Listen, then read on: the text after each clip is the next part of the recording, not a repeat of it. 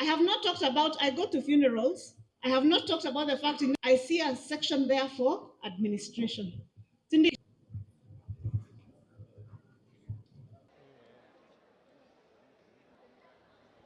Kuna wengine ambao wanakaa hapa na ngoja serikali itakayokuja.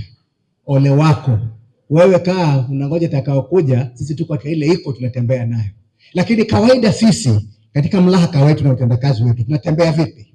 Tunatembea na serikali iliyoko ama itakayokuja? Basi sisi tunawajibika siku zote kutetea serikali iliyoko, na si kuitetea kwa kupiga watu masumbwi na mateke, bali kwa kuweza kuwa mabalozi wema wa kuelezea miradi mbalimbali ya serikali ambayo inaendelea na ufanisi wa ile miradi, ili ndiposa wananchi waweze kuelewa kwamba serikali inachapa kazi. Iko soko, iko masoko, iko barabara na namna hii.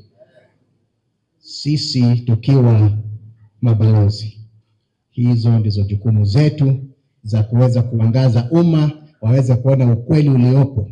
These officers work for the office of the president, and they are the last mile matters communication. They live within their communities, and we have been able to, to have a discussion, carry discussion about what the government is doing and the kind of messaging we want our people to know. And to be honest, with these over 600 officers, we feel the information flow to our communities will improve.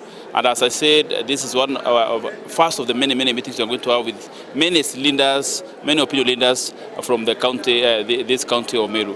The government of William Samoei Ruto has been keen to support the development agenda of the people of Meru, the aspiration of people of Meru, and we need to make sure that the people know what is being done, what has been done, what is being done, and what the government is planning to do as we go to the future. Meru people, to uplift them economically and take the county forward.